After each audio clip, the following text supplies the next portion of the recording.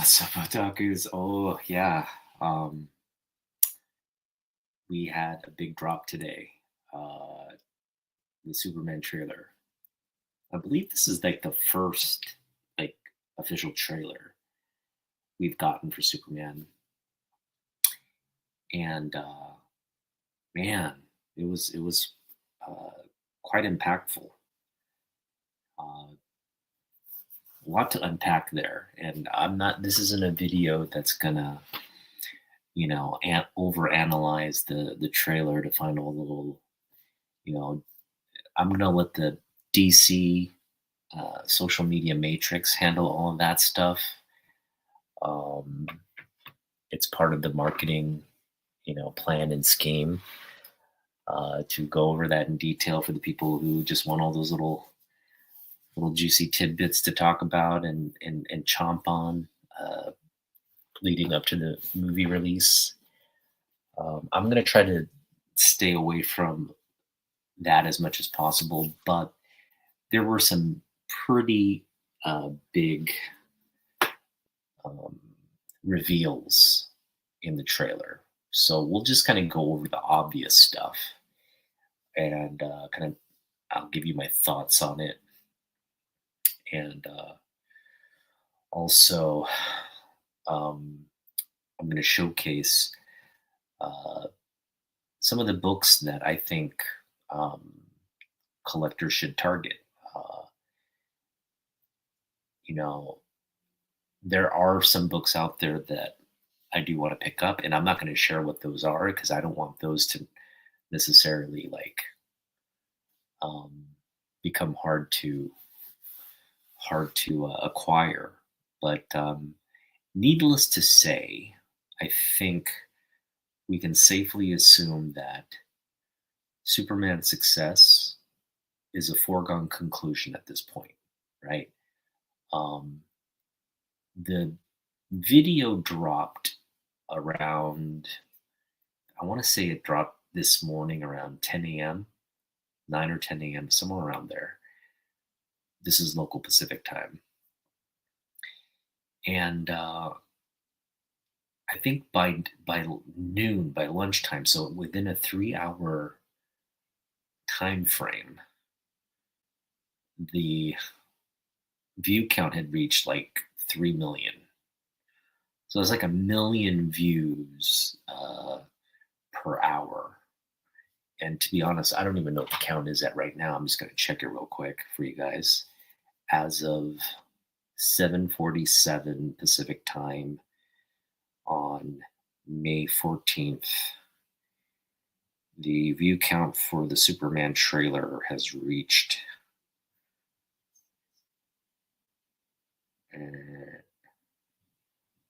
4.83 million. So it had, sorry, no, that was, okay.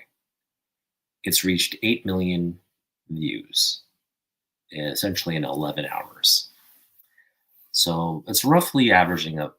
I mean, it's under a million views per hour, but so it's reached 8 million views in roughly like an 11-hour time frame. And of course, I have the Superman algorithm feeding me all the stuff, so I'm completely bought in at this point. Um, but to have that kind of initial reaction and everything I've seen thus far, it's been overly positive from people, you know, um, in social media. And again, it's just creating a lot of buzz around what James Gunn is doing. Um,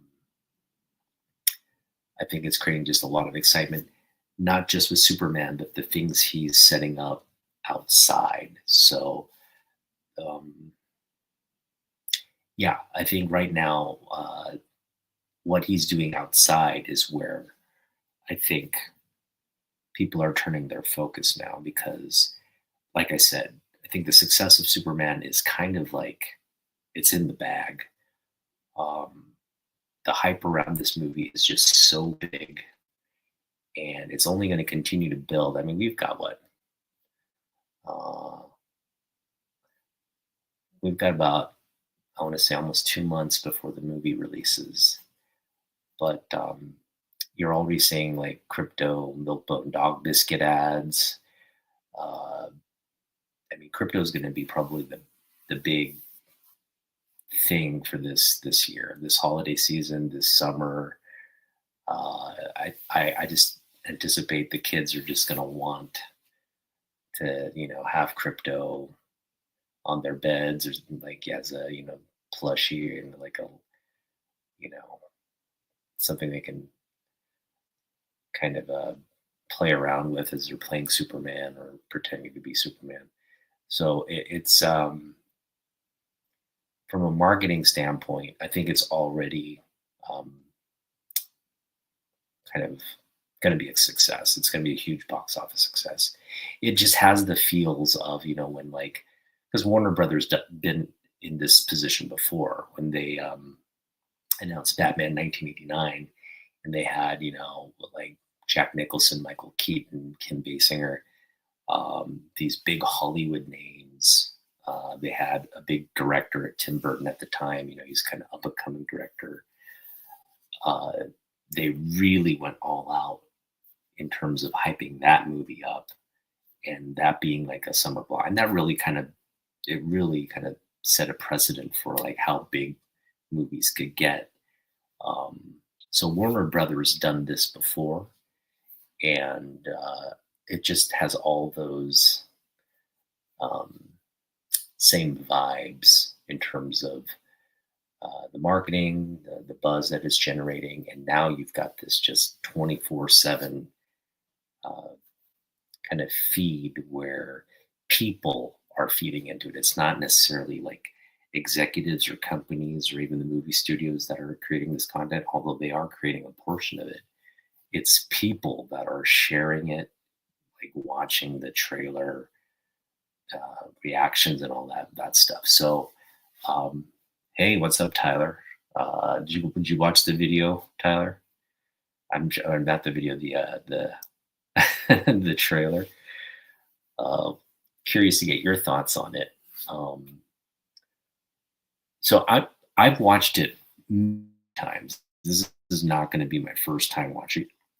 You're not going to get a reaction video out of me, but I do want to play the trailer and just kind of watch it with you, so that we can talk about some key moments in the trailer. And again, I just want to give my thoughts as a Superman collector, and really focus on books that I'd be targeting, because I don't think it's too late to jump on the Superman bandwagon as a collector. There's a lot of books to potentially target, and we'll get into the ones you should be focusing on, or the ones I would recommend you focus on. Maybe you haven't thought about a specific,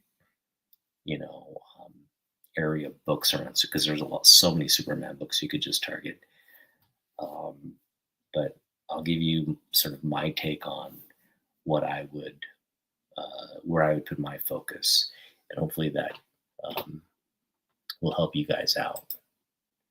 So again, Tyler, welcome. Yeah, you saw a couple times over. We're going to take a look, watch it again tonight, right now. So here we go.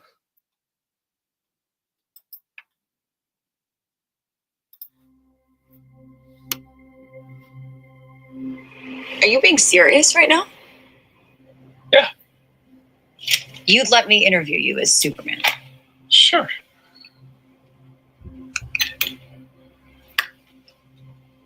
Ready? Let's do it, Cronkite. Superman. Miss Lane. Recently, you've come under a lot of fire for what some might. It's a lot. Today, the Secretary of Defense said he was going to look into your actions. That's funny. My actions? I stopped a war. Maybe. Not maybe. I did. In effect, you illegally entered a country. This is how you're going to be? I'm not the one being interviewed, Superman. Did you consult with the president? No. You seemingly acting as a representative of I the wasn't United States representing will cause anybody more except for me. problems around the world. And doing good.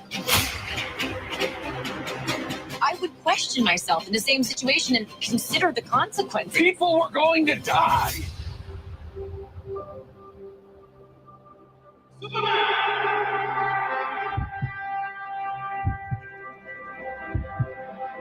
Hey, buddy. Eyes up here.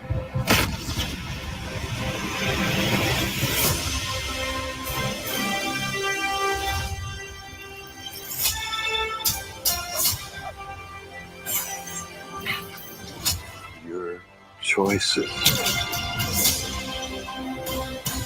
your actions. That's what makes you who you are.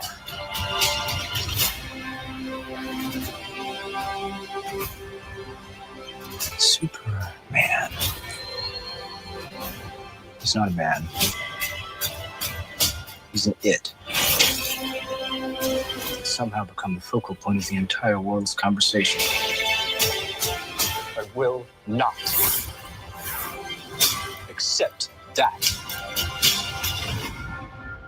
I cleaned your boots. I'll go get them for you.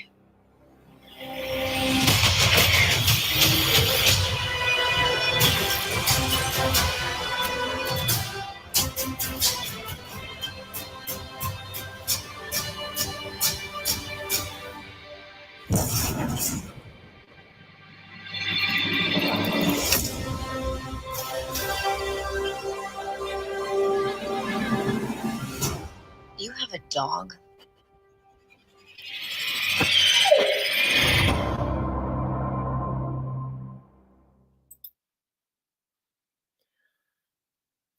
Wow, yeah. So, I've watched it several times today.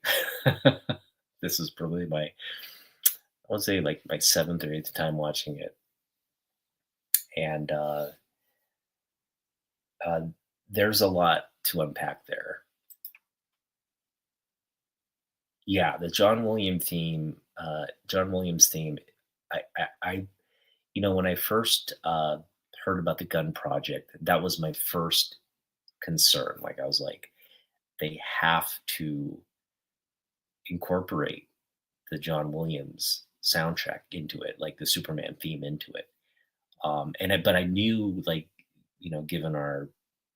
given where the state of Hollywood is right now, I knew they couldn't just bring in the Williams soundtrack, because the Williams soundtrack is really, uh, uh, it's not really what you would consider today's Hollywood soundtrack, right? Um, it really had, it was a musical piece, and then you took sections of that musical piece and inserted it into the scenes of the film, and it worked. But these days it's like films require like background music to just set the tone for uh, a lot of uh, a lot more of the scenes, and they're quite, they range, right? They have huge ranges, so it's not like you have these like nice transitions like the Williams themes did. You really have separate like pieces that comprise the soundtrack. So given that, I knew it wouldn't be the Williams soundtrack, but I had an inclination that it would adopt a lot of the tones from the Williams soundtrack. And that's what we have. We have, like you saw, there's just like shades of the Williams soundtrack. It's kind of slowed down. Again, like you have it pretty much a full orchestra playing that Superman theme, but again slowed down, kind of more like a march, and it's unmistakable, right? It's like, yeah, that's the sound, that's the, and it's brought to a more grand scale. It just feels a lot more powerful, a lot more hopeful, a lot more in unison. Like it's not as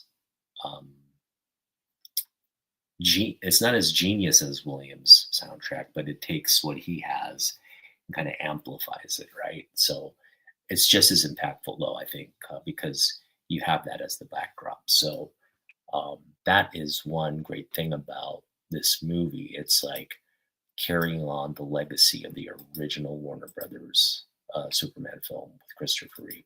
In fact, there's so many little homages to Reeves and Margaret Kidder's portrayal. That whole, Kidder interviewing Superman, right? Or I should say, Lois interviewing Superman. That was playfully done, sort of as a first meeting. But we have a very different kind of interview here, one that's more contentious, and a Lois that's very different. It's very, how would you say, kind of. She stands her ground against Superman. She's not just this uh, she's not just this person who's infatuated and kind of lost in Superman's allure. She is like, yeah, you're Superman, and she's obviously dating Clark. She knows Superman's identity, and that is a huge reveal, right? That's essentially, I want to focus on that for a minute. Um, that I think is the biggest sort of reveal. Um, it took in the comic books, right? We had almost, well, when did this book come out? It came out in the 90s. So you had nearly, you want to say it's like 60-year, right? 60-year history of Lois never knowing Superman's identity. Yet she knows Clark so well, right? She knows Clark really well, sees him on a daily basis, has her suspicions throughout this history, right? Like she's trying to prove that Clark is Superman and just kind of gets fooled time and time again. And that works in comic books, and that can't be, week to week. Oh, I got duped. Superman outsmarted, or like Clark outsmarted me. And then they did that whole kind of motif with Lana Lang as well.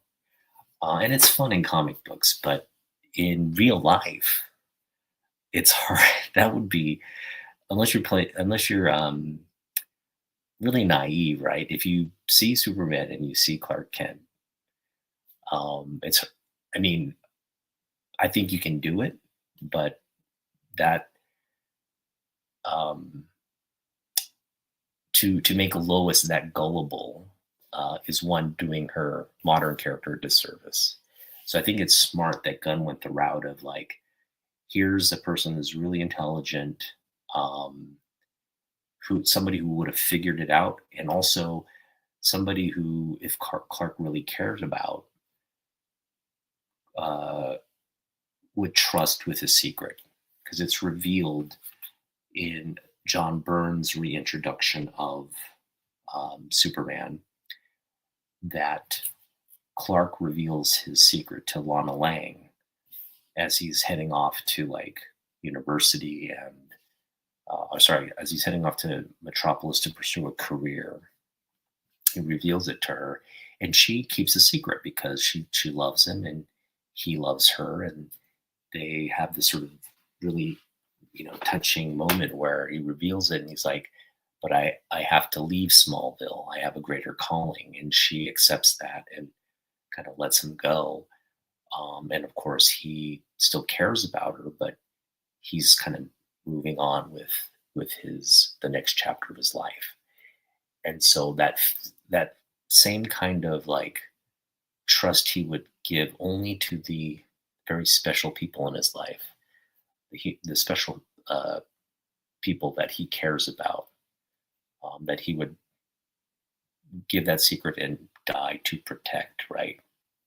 Mind you, like, he's Superman. He's going to protect them no matter what, but he's trusting them with a secret that they would keep in order to protect both him and themselves. So it's a really big uh, relationship dynamic, and I'm not surprised, and I'm actually, like, it makes sense that this would happen in the movie. This is going to happen in the movie. I think this is going to um, the reveal, right? The in the classic Superman, the Christopher Reeve, there's a moment where after the interview, right, Superman's about to take his glasses off and tell Lois the secret, right? There's just that like one thing, like, Lois, there's something I gotta tell you. And then he chickens out and puts the glasses back on and keeps that a secret until the second movie. The second movie, he's forced to reveal the secret because, again, Lois figures it out.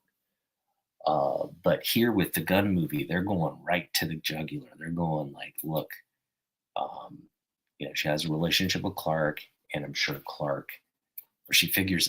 I'm thinking she has her suspicions, and it gets to a point where like Clark will just be like, Lois, okay, I'm going to tell you something.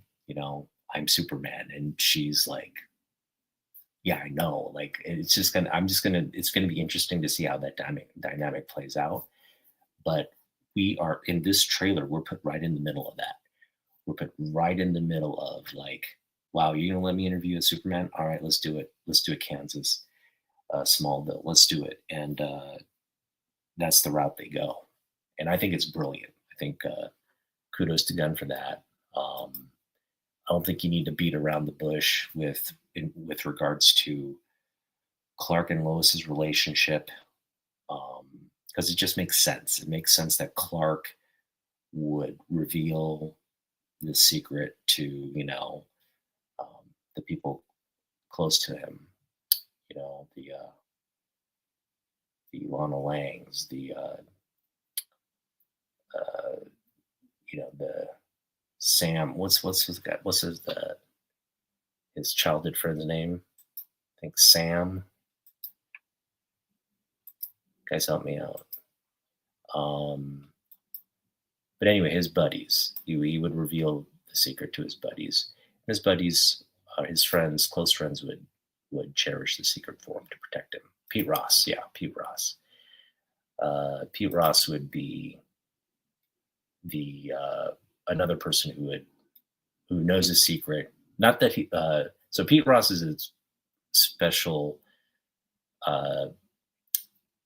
He's a special character because Pete Ross discovers that Clark is Superman and doesn't let Clark know he knows. He just protects. He kind of from the background, will kind of cover the tracks or whatever, and like try to get people to like not think that Clark and Superman are the same. So he kind of from the background, he helps to kind of maybe divert Lana's attention from the facts.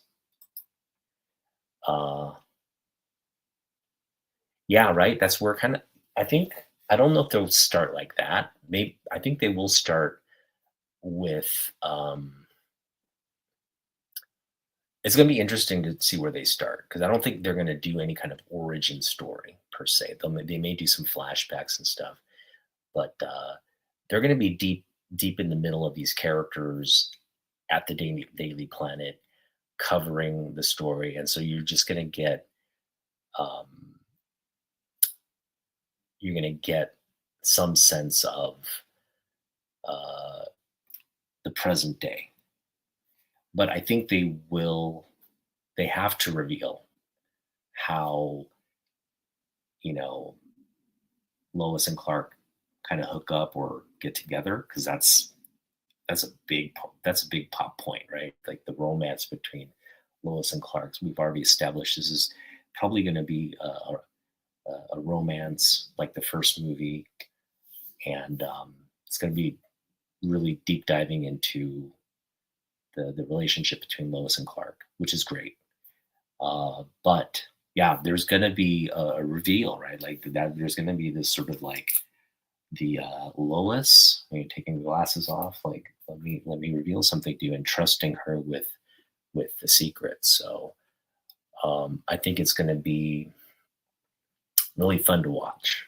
And again, I think it completely makes sense that you know, Lois is going to be one of the first people outside of maybe his parents and close friends in Smallville to know to do this. Now, Pete Ross, like I said, knew the secret because he discovered it. He was never told it. But in Smallville, the television show, Pete Ross is kind of like the person Clark trusts, and Clark's parents and Clark trusts Pete with the secret, and Pete does right by him, right, as his best friend. He does right by him, and so it's um, again, we don't know how much of the Smallville cast will be revealed in this gun version. If we'll see a Pete Ross or if we'll see a Lana Lang, but we know they're part of this origin, right? This modern, we just don't know if we'll see them, but we know in the backdrop that they're there. Now, one thing this trailer also confirmed is, because I was worried, I was like, man, I wonder if Martha Kent's going to be in the movie, right? Because it was kind of like there was this, there was this emotional scene with Clark and his dad, and you just don't know if they were like bonding over maybe the loss of Martha. I had said maybe Martha dies, and uh, it's not Jonathan that dies. It's because in the original Jonathan dies and Martha's left the widower, or the widower. Maybe it's the other way around, but no, they're both just like the modern telling of the comics and Byrne reveal. It's revealed that uh, Jonathan and Martha um, are there kind of as like his home base, right? Like he can always come back to Smallville and kind of regroup and recoup, and it looks like that's kind of what's taking place here in the trailer. And obviously, Clark's there, kind of resetting his, uh, kind of there to just maybe reset and regroup. And then, there's something happens, and Martha's like, "I cleaned your boots. Let me go get your boots." Right? It's just, oh man, all those little things that make Superman such a great character. They're just like in just kind of the reveals, right? The foundation reveals are just there, and so that was really cool. Um, Obviously, there's a lot of DC characters.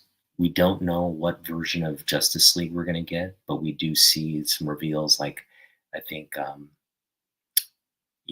Stag Enterprise or Industries was a reveal there, and that points to Metamorpho's origin story, and he's definitely, we've seen him in several frames now.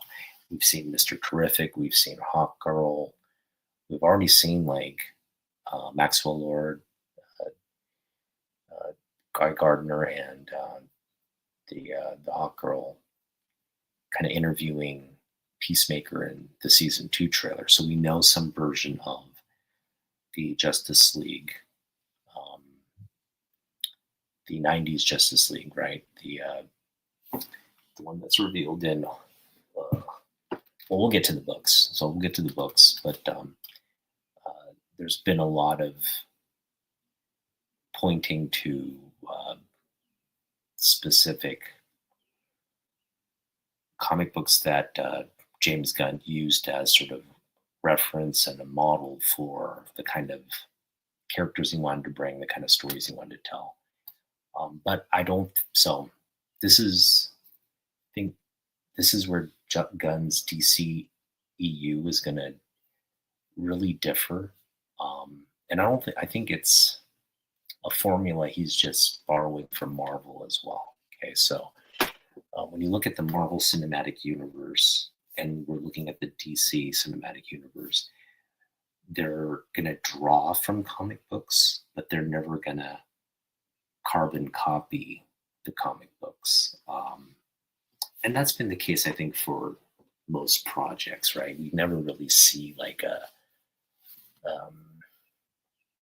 spot on comic book adaptation. That hardly ever happens. And I don't think you're going to get that here either. So, you know, the Giffen de Mateus Justice League run, I think we're going to get some version of that, but it won't be any of those stories. It'll just be like drawn from and taken inspiration from that, the tone of that book, that series. But it'll be a completely different story. It'll be a completely different set of characters. We already confirmed Metamorpho is part of that. Hawkgirl is a part of that, right? Hawkgirl's not necessarily all that steeped in that 90s version. Guy Gardner is, right? So it's setting the tone that Guy Gardner and Maxwell Lord are going to lead this new Justice League.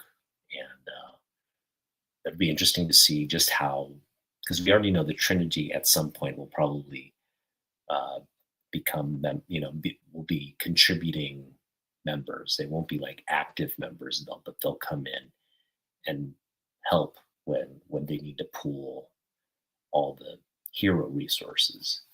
But on a day-to-day basis, right? Who are the active members going to be? So we know, again, Gardner, Hawkgirl, Metamorpho, Mr. Terrific. These have been characters that are going to be established here in the Superman movie. But moving forward, we can expect many, many more characters. And so, I think Gunn teased Booster Gold is going to be in the mix, as well as we could see Batman in the mix potentially, right? But I think realistically, we might not see Flash and Aquaman until much later. We'll probably see like maybe a Blue Beetle. We may see, I don't know, maybe some of the characters from the Giffen de Mateus ran, like Oberon, or some of the other ones. Like Martian Manhunter, right? Shazam. We may see some version of Shazam in there. And then that expanding to like Elongated Man and Mr. Miracle. Obviously, Mr. Miracle there is a big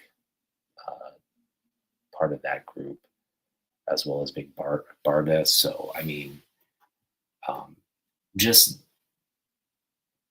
theorizing or hypothesizing about what that Justice League, whether it'll be JLA or Justice League, is kind of fun to do, because I think you could take it because the movies they're just going to be like, we're just going to take the characters people like and shove them together and make them really fun, like a fun team to follow and watch. But I think like the JLA, it'll be a little bit of a dysfunctional group because you got Guy Gardner leading the pack, right? So, but with that dysfunctionality, there'll be a lot of, I think, what do you call it? Just moments where the team comes together, works well together, and overcomes a lot of adversity as a team. So, again, I think the larger the team, the more dynamics you can add to the team. It's going to make for a better kind of, whether it's a movie or whether it's a TV series, we've yet to see, but it's going to make for better content. So that's another big, not that it's a reveal, but that's another big thing that's coming out of the Superman movie that I think we can kind of look forward to and figure out. All right, well, let's get to some of the books that um, I would recommend collectors target. Now, this is not a comprehensive list by any means because a lot of the books, if I had the budget, if I had the means that I would be targeting, are things like first Mr. Mitzelpick, first Bizarro, first Supergirl, first Ma and Pa Kent, first Pete Ross, even right, first any kind of major first appearance. Even like the first appearance of the Legion of Superheroes, right?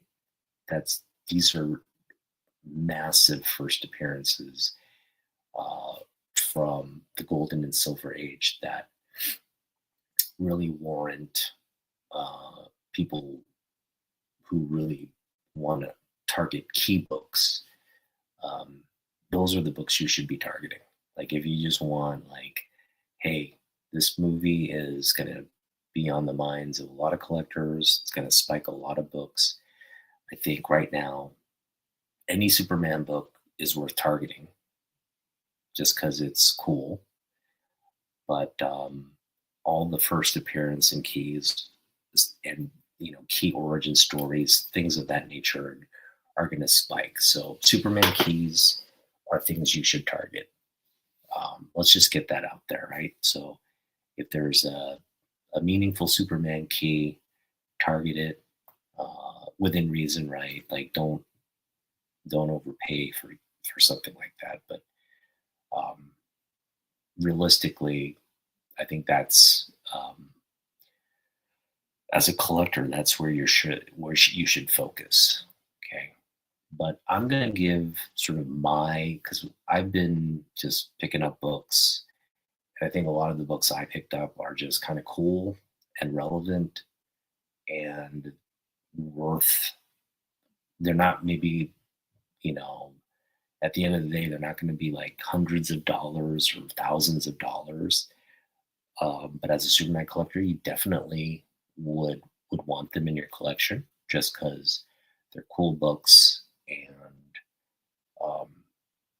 I think, more and more collectors will be targeting these books. So you may see a price spike.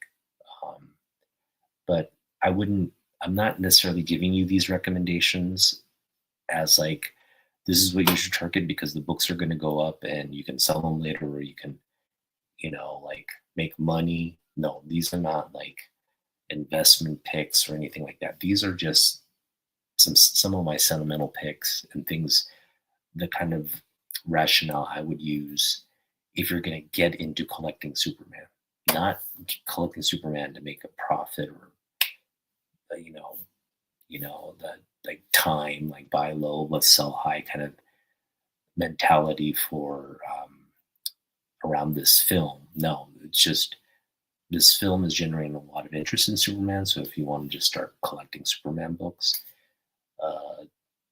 this is kind of where my mind and my eye would be.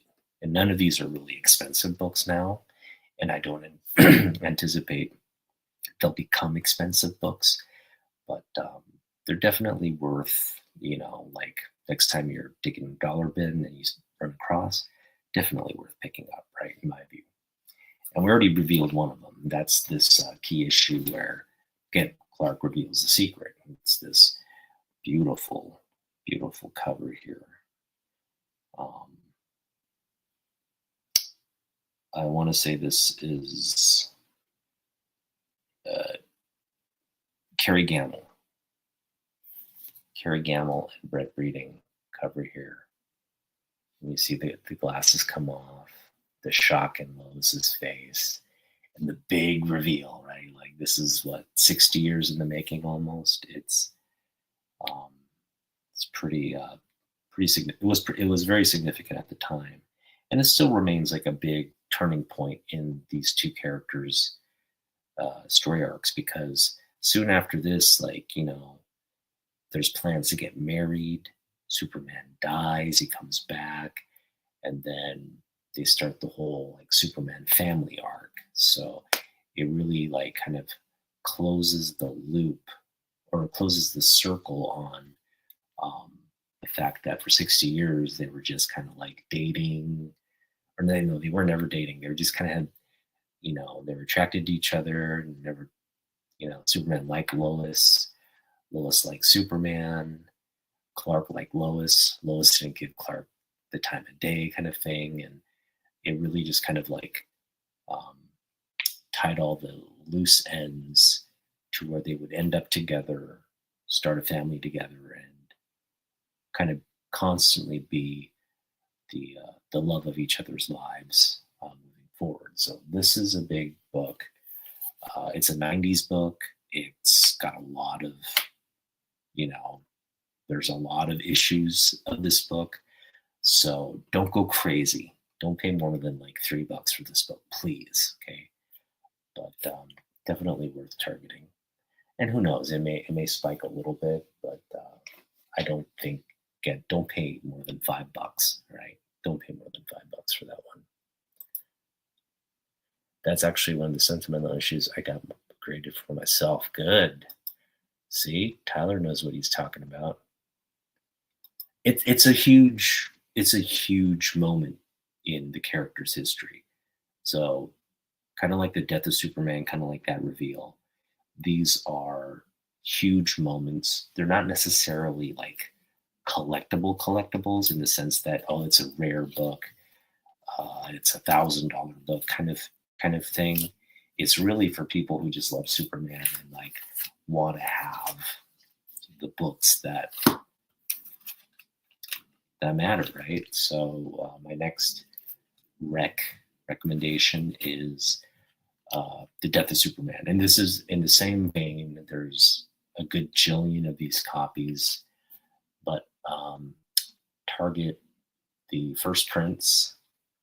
If you can get in the poly bag, even better. These came in like a black poly bag. And that's the one I don't have, but that's the one I would target.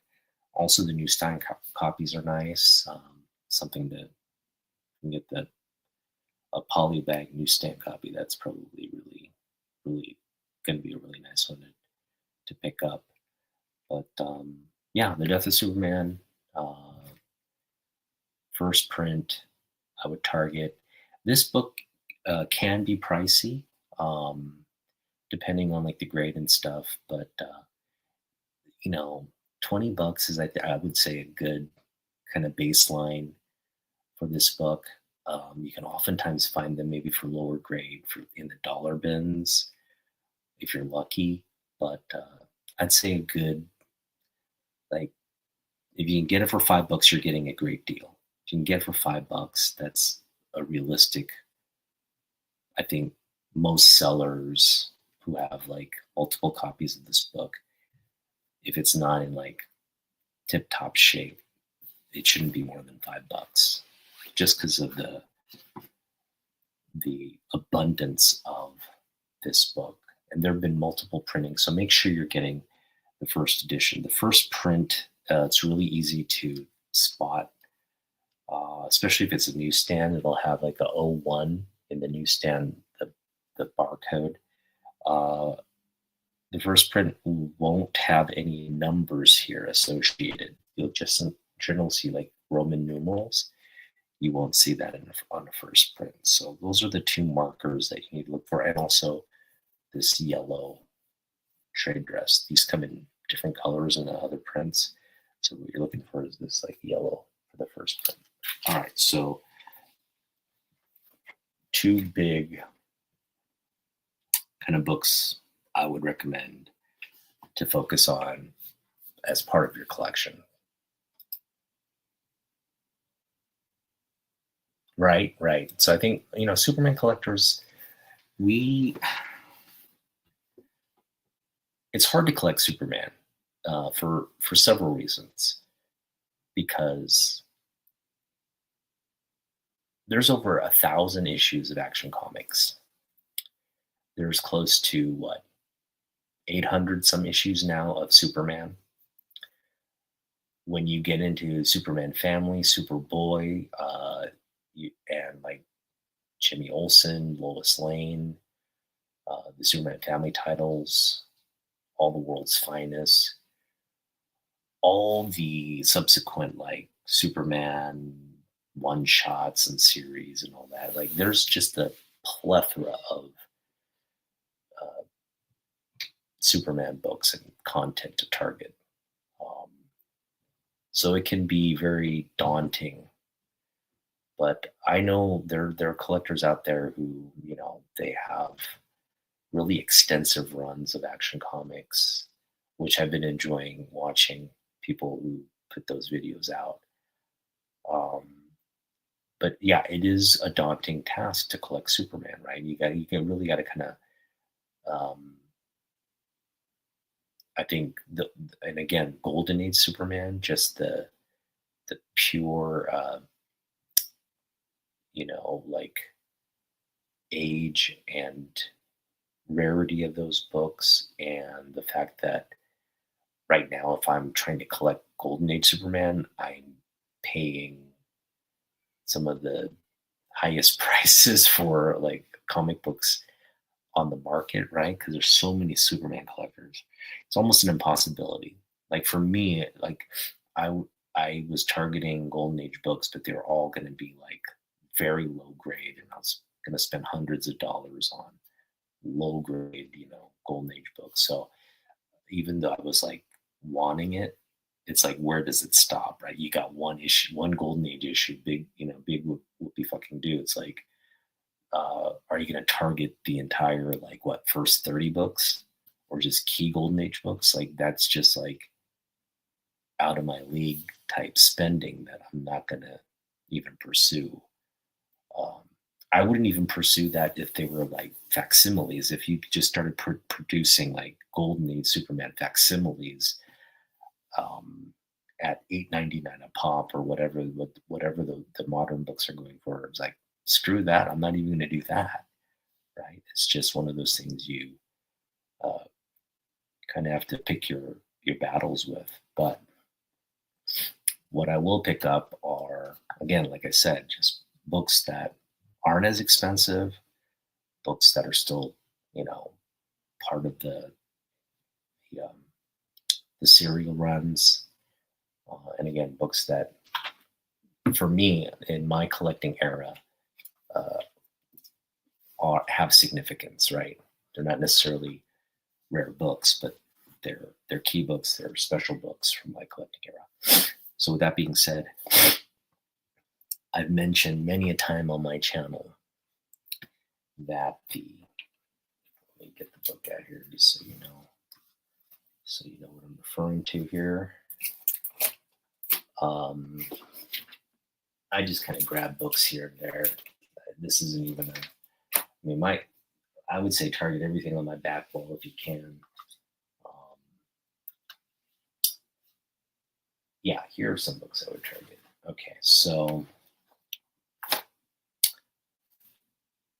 I'm going to start with John Byrne. No, wait, no. I'm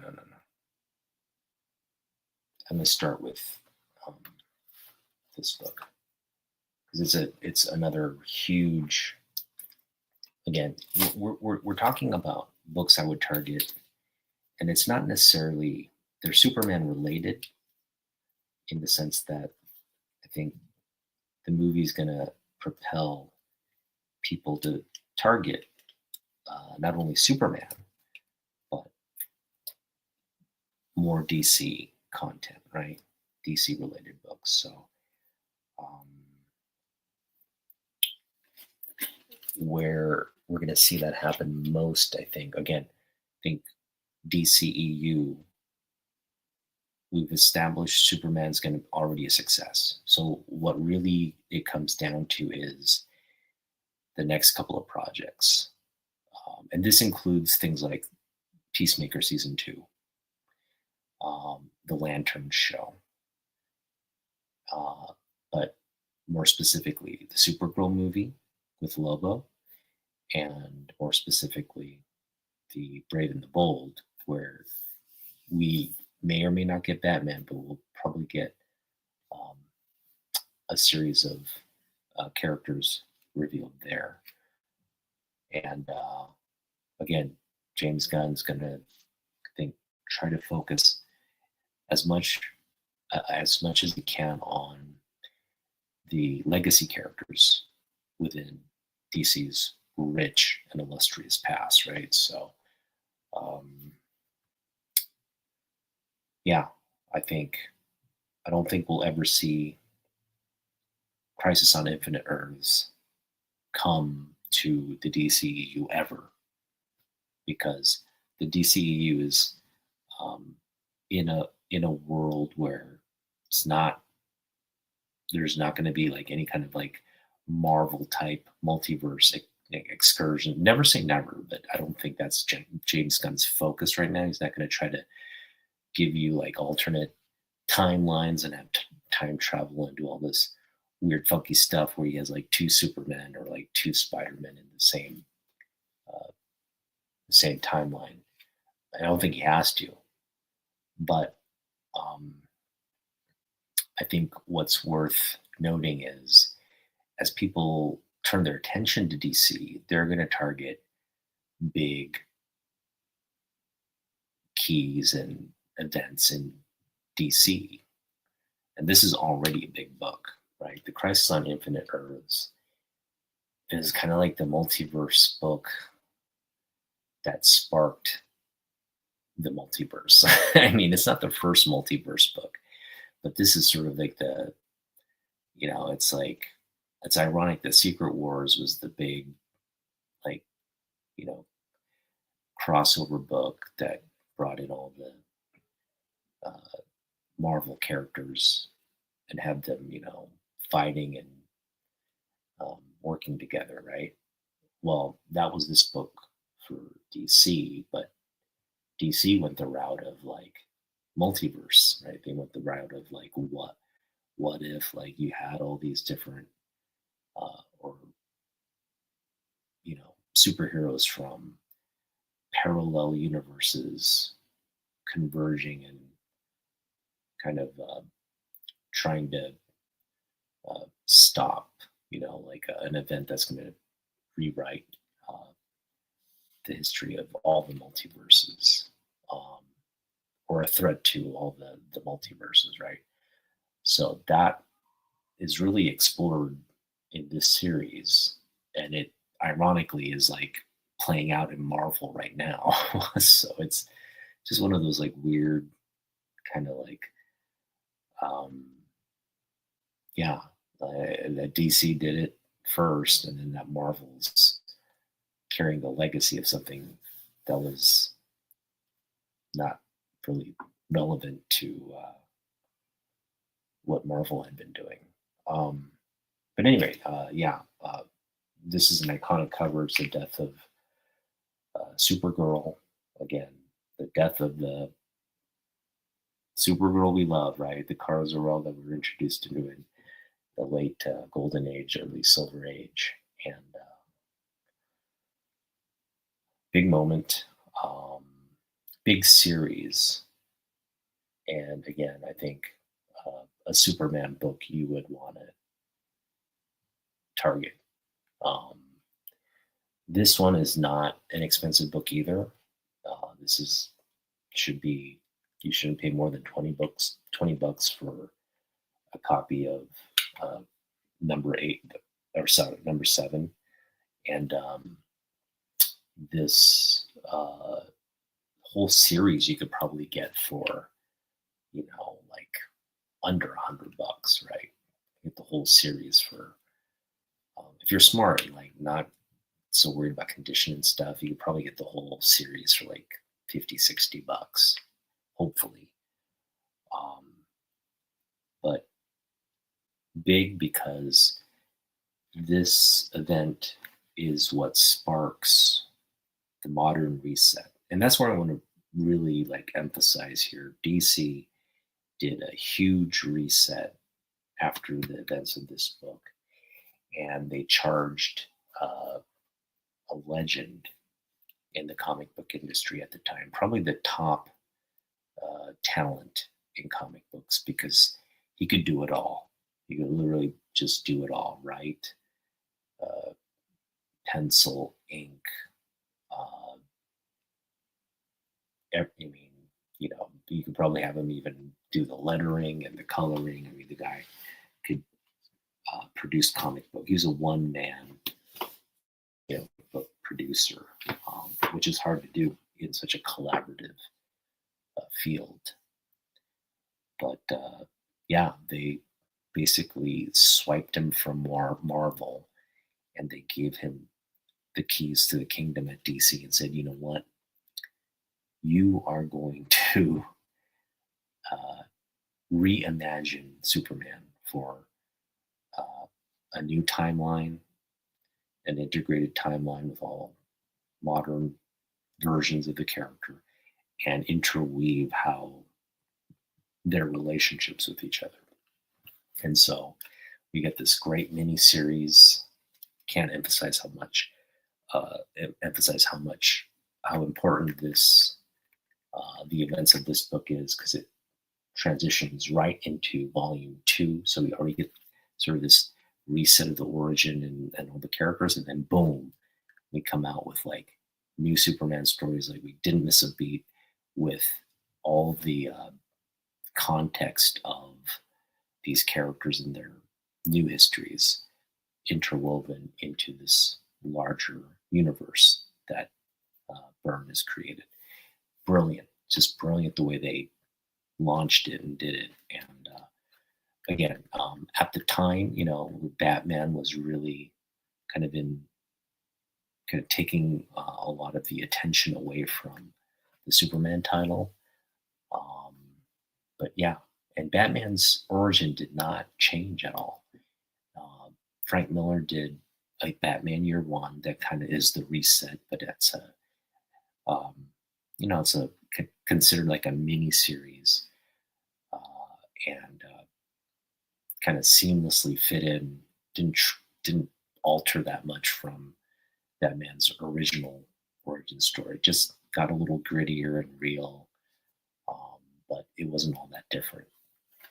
But where you did have sort of a more nuanced retelling of Wonder Woman's origin is when George Perez put out volume 2 of Wonder Woman. So these two, I think, as the DCEU becomes more prominent and collectors shift their focus from Marvel and focus more on like key DC books, we're starting at this very focal point in the 80s. These are affordable. This book is probably going to cost you under $10. This book here is going to cost you maybe $20, maybe $20 to $30 for the Wonder Woman #1. But man, are you just getting two incredibly talented artists here and writers. People forget, John Byrne and George Perez, they both wrote and penciled this series. So DC was very mindful of like who they were, who they were getting to tell this reset, tell the stories of this huge reset, the modern timeline and origin of these iconic characters. And so this is kind of this is where it starts, right? Post-crisis, the rewriting of these histories here. They're told in the pages of this book. And so, yeah, Wonder Woman's origin is brilliantly told here. How the Amazons came to be, as they were really sort of like handpicked by the gods to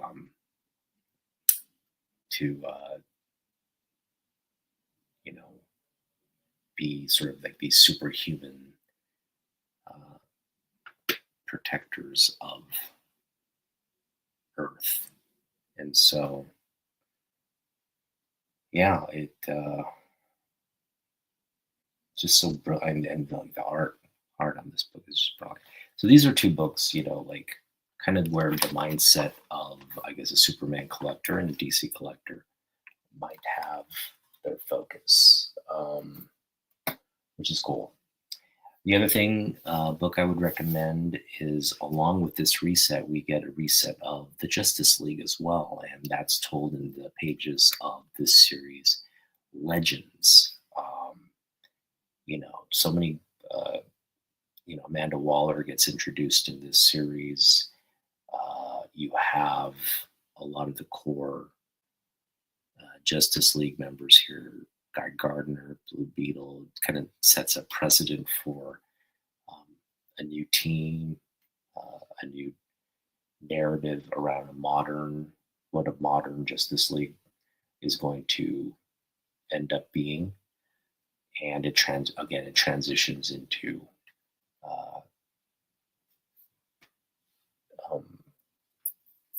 Justice League's a new look for the Justice League, a new, I guess not new look, new members, a new direction for the Justice League, because for a long time the Justice League was kind of like, it was like entrenched in like sort of the core characters outside of like Superman, Wonder Woman, Batman. It was kind of like Aquaman, Flash, Martian Manhunter, like the Silver Age grouping of these characters. And it had been that core group for many, many years. In fact, I remember watching, the Legion of Superheroes cartoons, and it's basically Superman, Batman, Wonder Woman, Flash, Aquaman, Green Lantern, Hawkman. That was sort of the core unit, right? It's never really branched outside of that. But again, that Legends miniseries transitions right into Justice League 1. And I featured this book on multiple occasions. And the reason I did so was partly because with the Gun Project, he had hinted this is where he's going to draw a lot of the source material for his DCEU projects.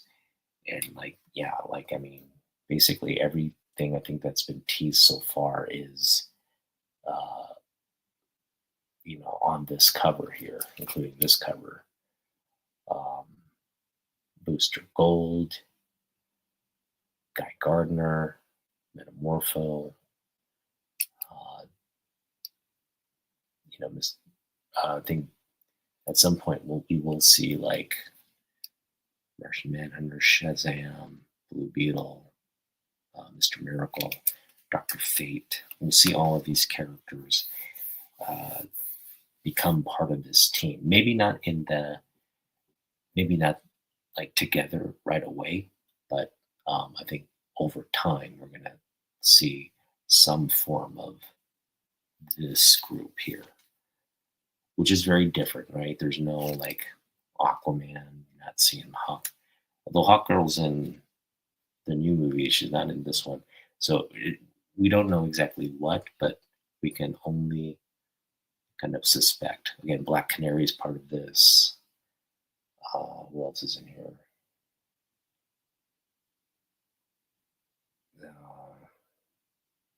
Trying to remember what this dude's name was. I think is it Starman? I think it's Starman. But anyway, we will see, I think, the eclectic characters, not your classic versions, but Gunn wants to, again, try to bring as many of these like kind of goofy characters,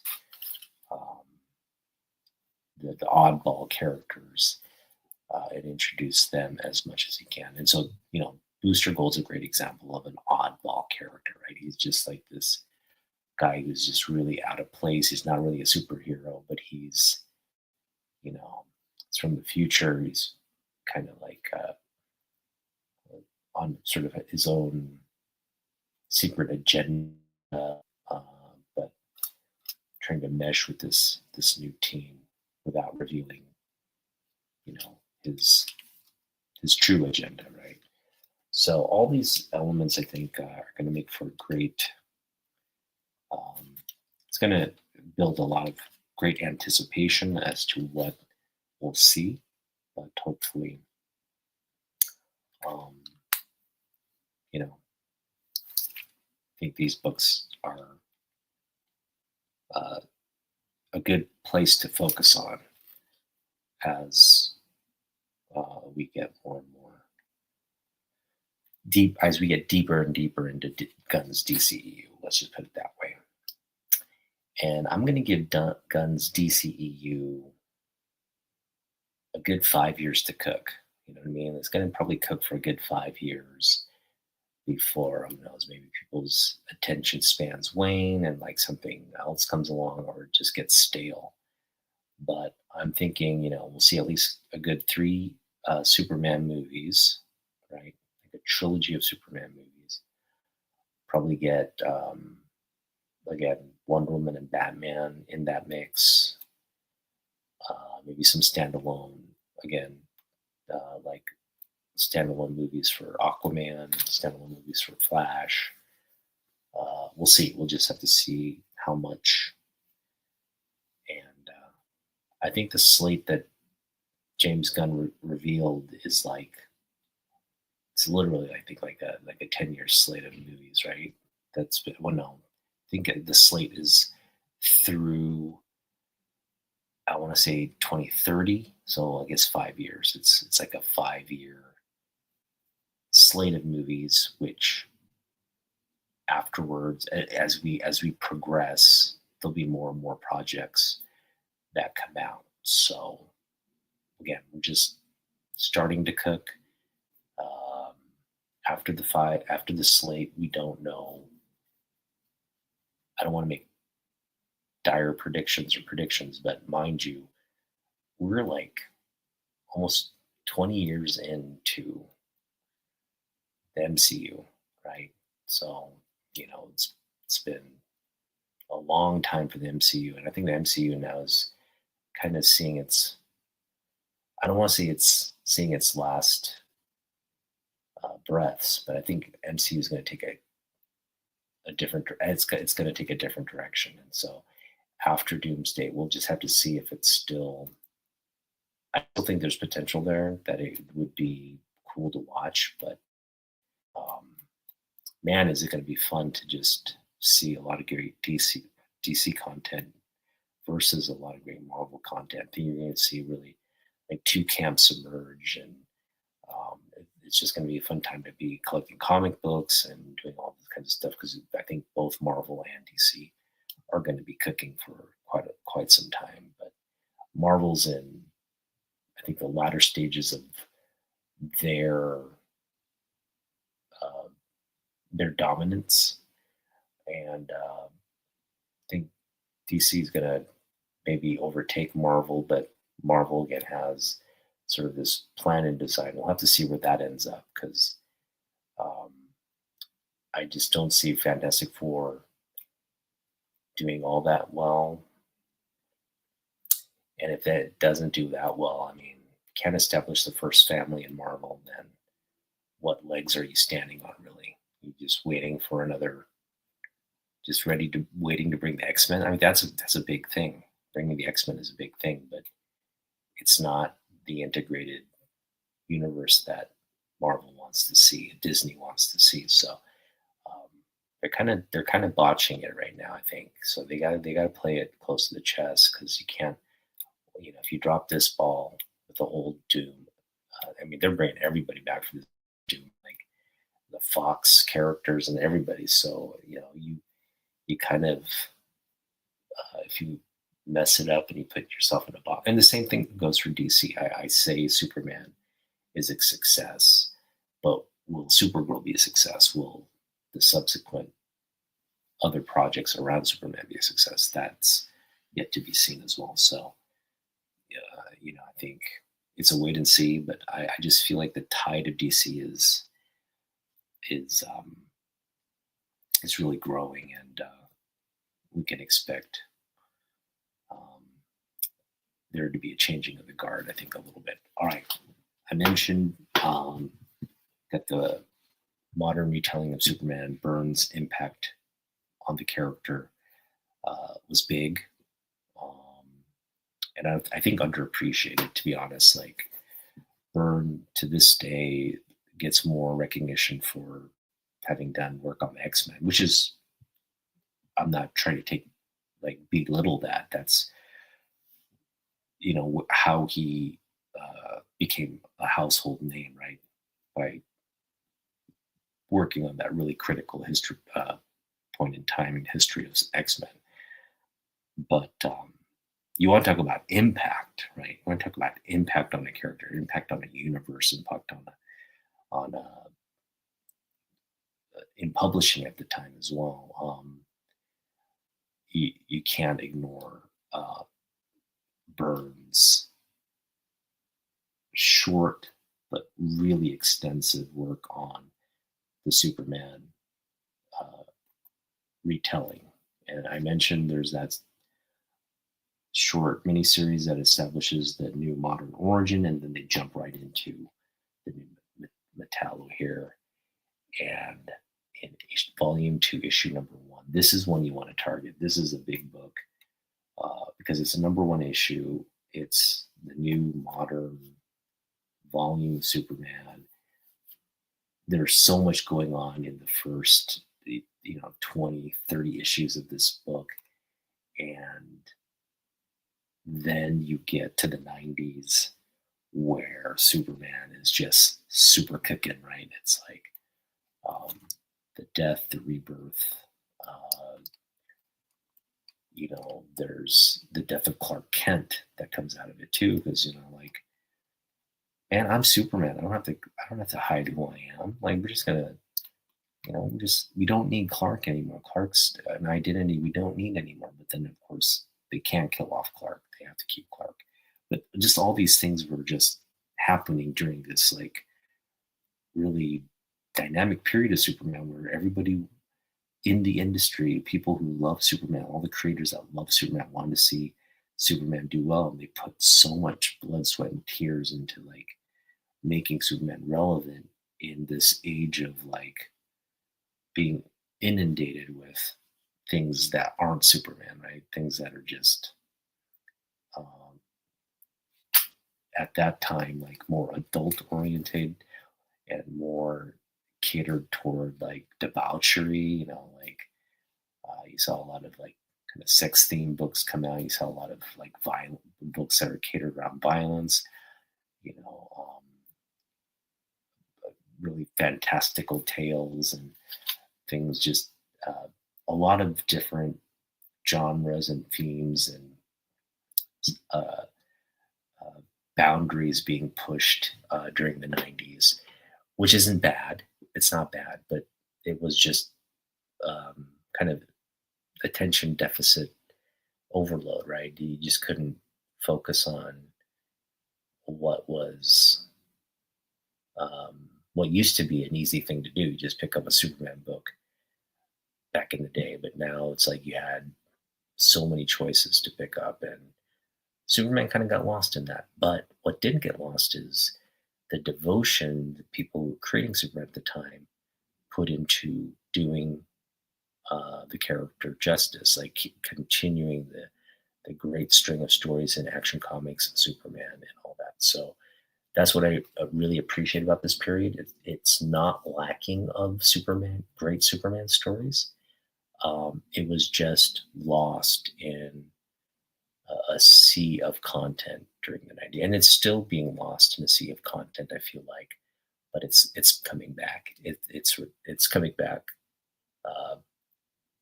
majorly, because DC announced the Summer of Superman, and they're knee deep in introducing all this these Superman books, and people need to. I know, dude, right? Dude, the trailer, man. Tell me your thoughts, man. I want to get your thoughts, everybody's thoughts here on what they thought of the trailer. We'll espouse those. But yeah, Volume 2, Issue 1's a big one. There's a couple, I'd say the first 10, 20 books of this run, just because of John Byrne's writing, just because of John Byrne's art, it's a really easy run to collect. It's one you should focus on. Beautiful artwork, beautiful storytelling. It's just simple. It's like kind of feels like old-fashioned comic books, but again, kind of in a more modern and not a parody of the character, right? They oftentimes in the Silver Age books, it borders on ridiculous, because they're targeted at kids. This was still targeted at kids, but it was like the story was more,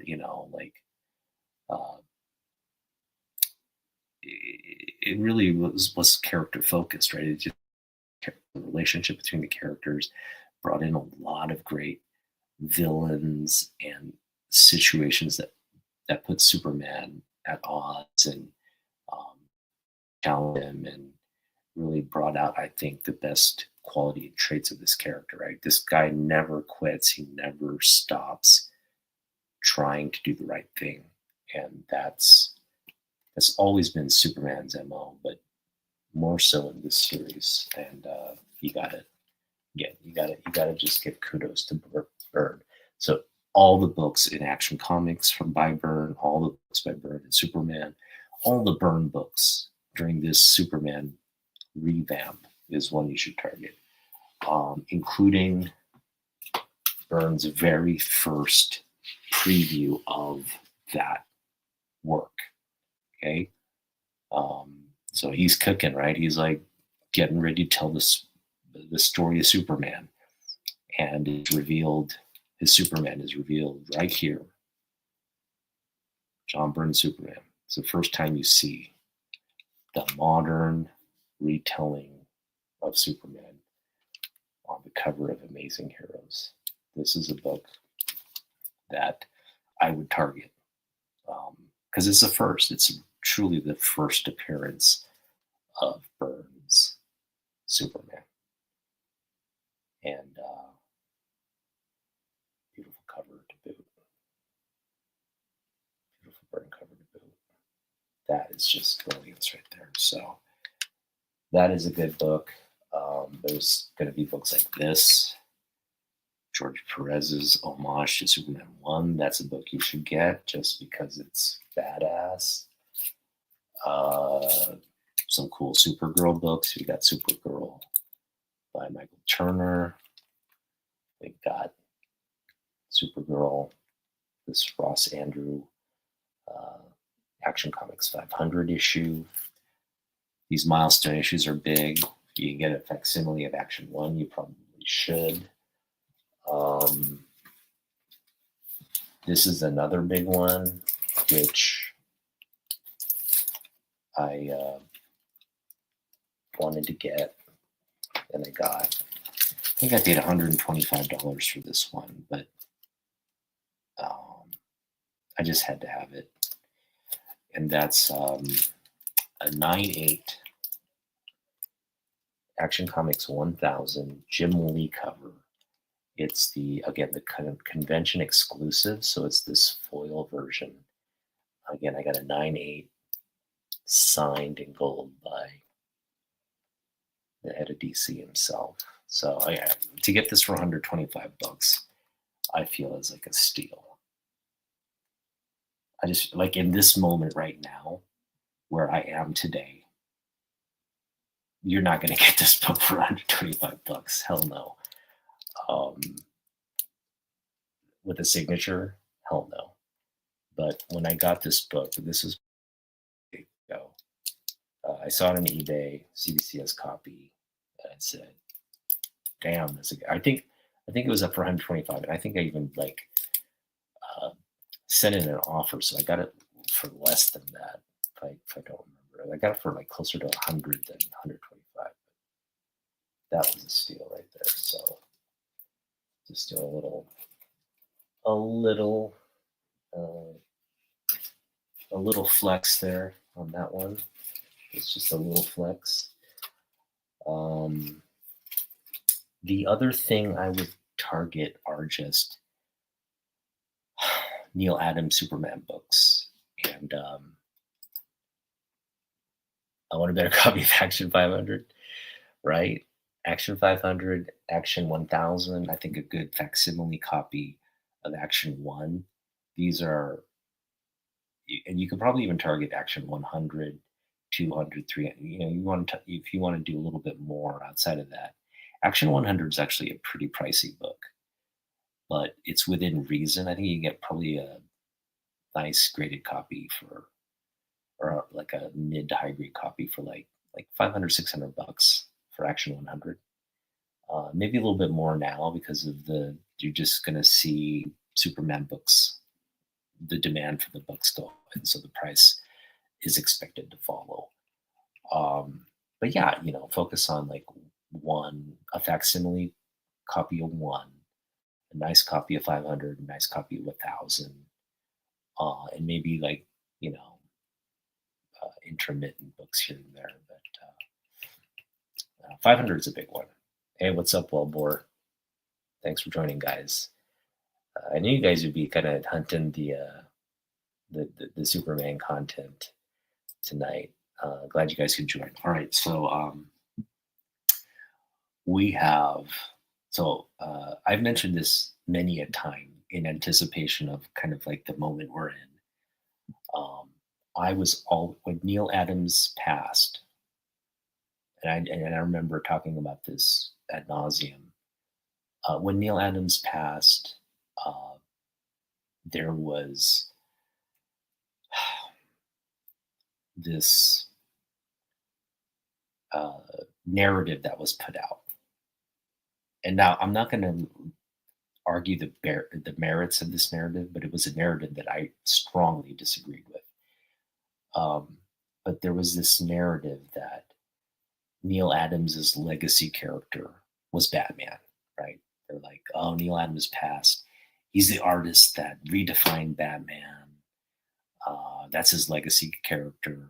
And so all these like Neil Adams Batman books just shot up, spiked up. And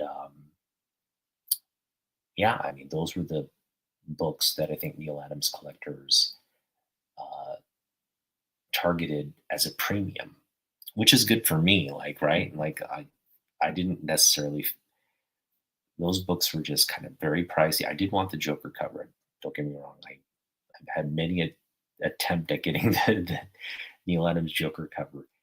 Never got around to getting it, but I got a better book instead. But anyway, the point I'm trying to make is Neil Adams' legacy character is not Batman. I don't think it ever was, because Neil Adams' first work, albeit on in DC, his first work was a Batman cover for Detective Comics. He did the inking for Carmine Infantino on a Detective Comics cover. So technically, Batman's his first book, and then he does that brilliant run with Denny O'Neil, where it's just, again, the Batman art is brilliant. I'm not taking anything away from Neil Adams' Batman because it's iconic, it's classic. It does bring the sort of the gritty realism that defined modern Batman for us back in the Bronze Age. So it is significant. I'm not trying to diminish that at all.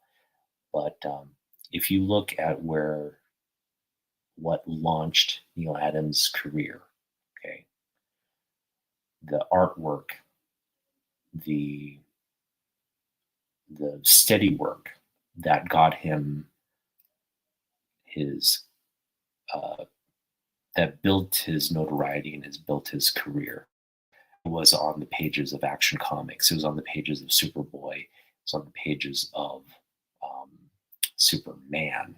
Okay, did a lot of work on the Superman family and the Superman titles, um, including Lois Lane. Okay, um, and that was before that iconic series and run on Batman. He also did a lot of DC horror,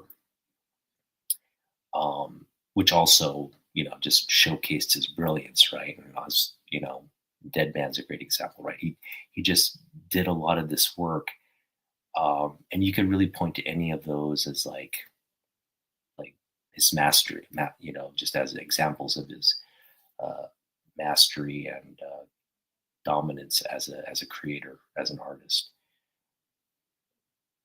But to, again, just kind of boldly state that Batman is Neil Adams' legacy character without looking at the legacy of Neil Adams and what he actually worked on and the kind of work he put out is really ridiculous to me, because it's just taking like, oh yeah, I like Batman and Neil Adams did great work on Batman, so I'm gonna basically say Neil Adams's legacy character is Batman.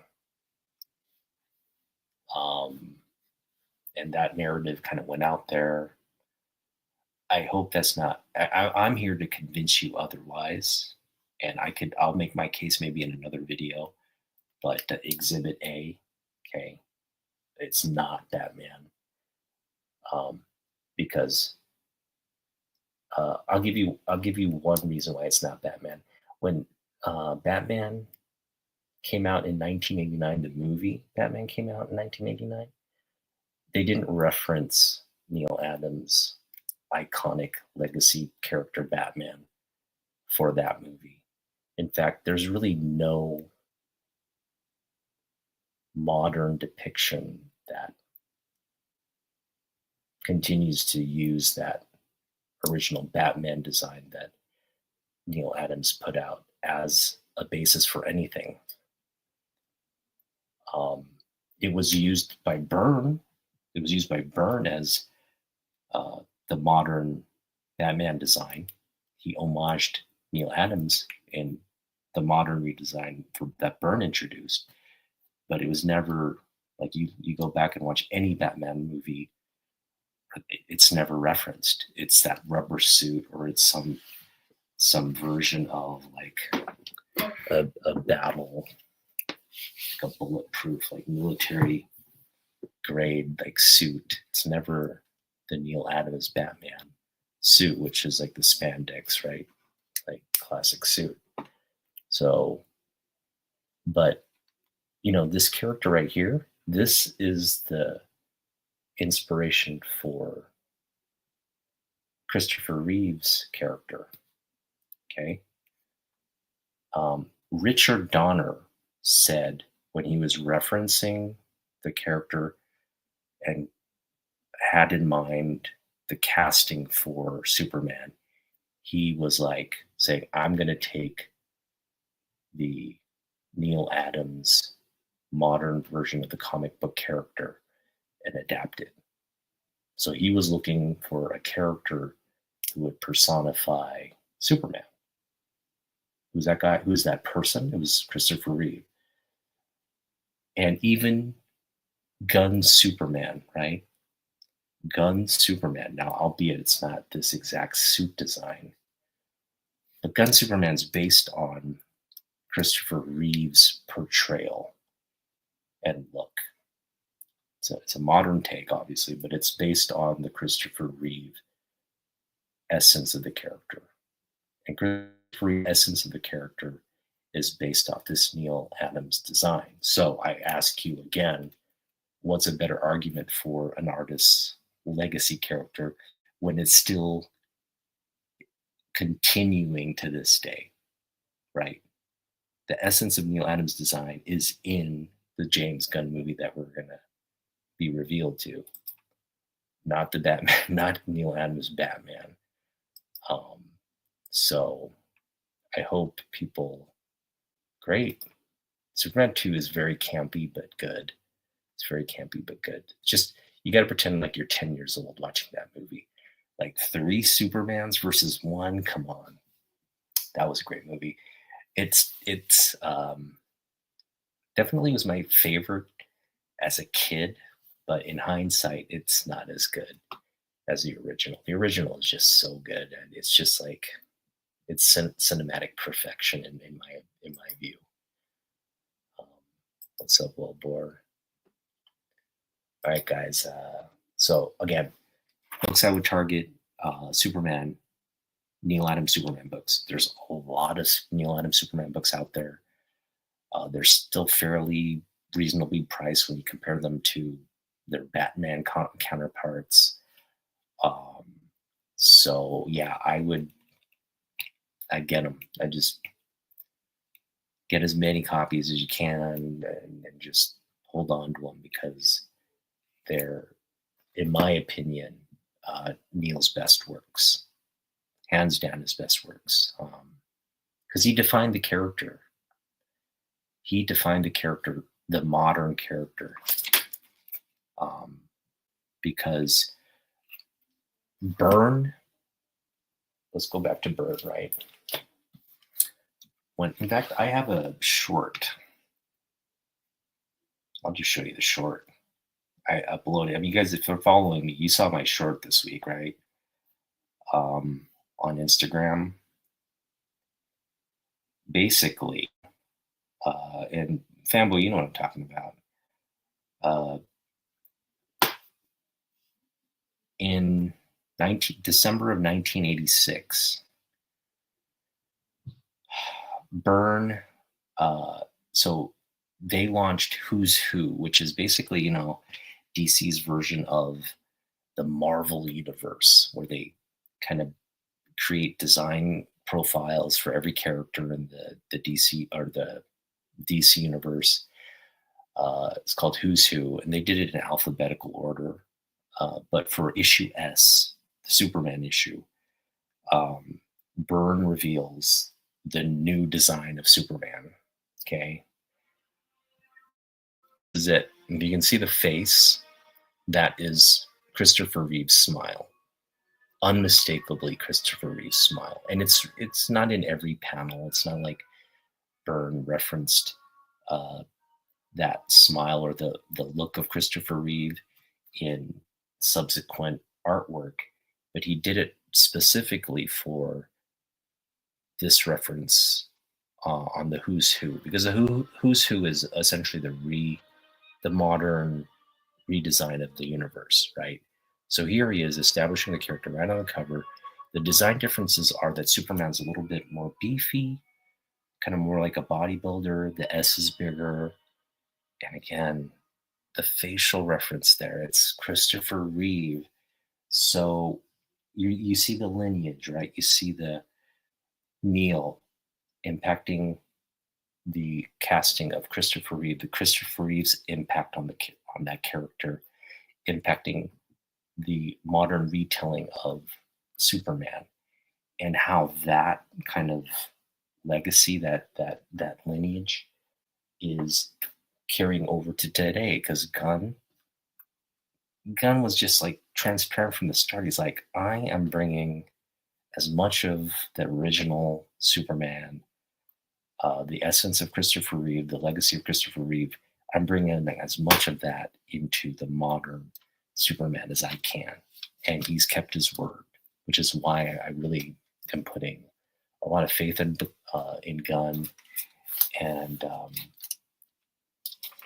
what we were seeing in the trailer today basically reaffirms that faith that I put in him. So I love the fact that I think a lot of collectors have to just kind of like accept this, right?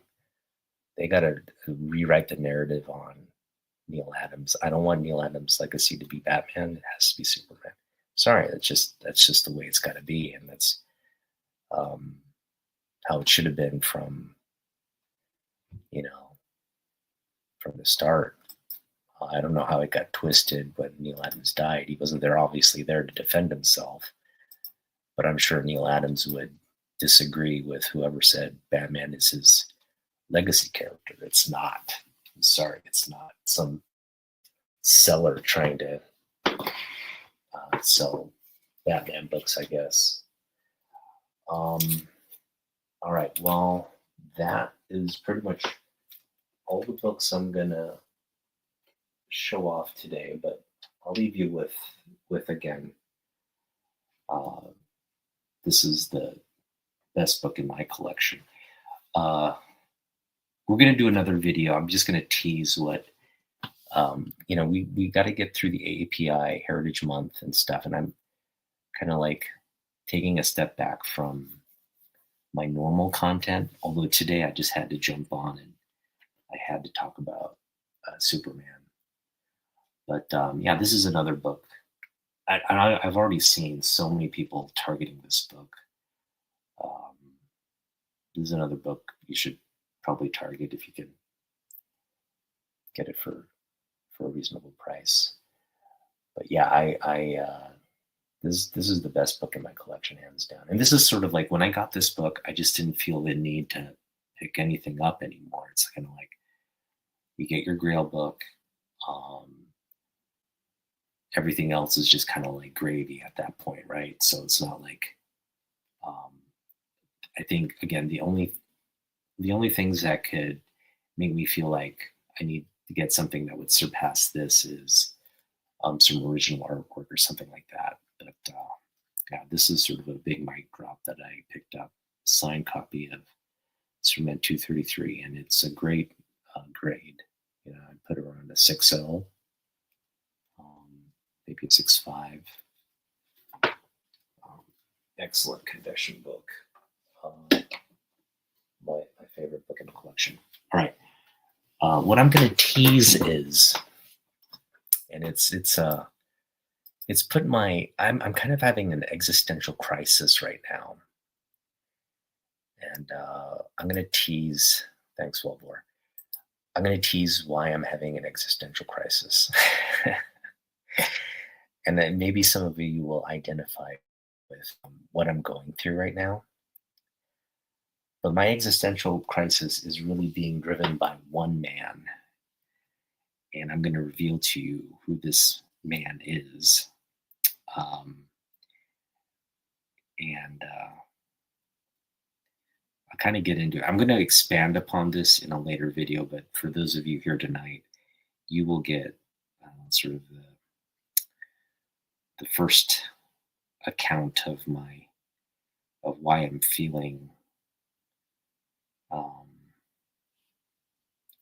why I'm questioning my identity as a collector a little bit.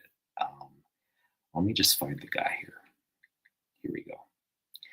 All right, so I follow a guy named Bill Wu. Bill Wu is he's a comic book shop owner over in Maryland.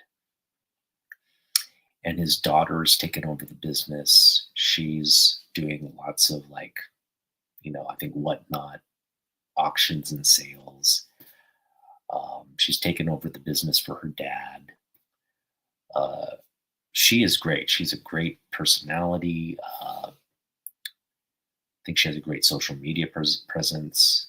But yeah, her dad is a big-time collector, big-time fan of Jim Lee.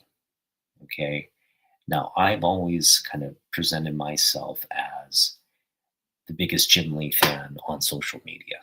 I've always said, proudly, there's nobody that loves Jim Lee more than me. I'm the biggest Jim Lee fan. I have all these books, blah, blah, blah.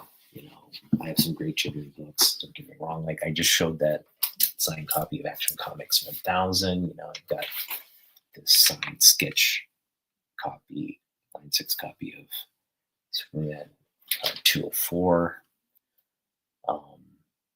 And I've always prided myself on being a Jim Lee collector and having this great Jim Lee collection. Well, Brian Wu has proven to me that this guy is the true.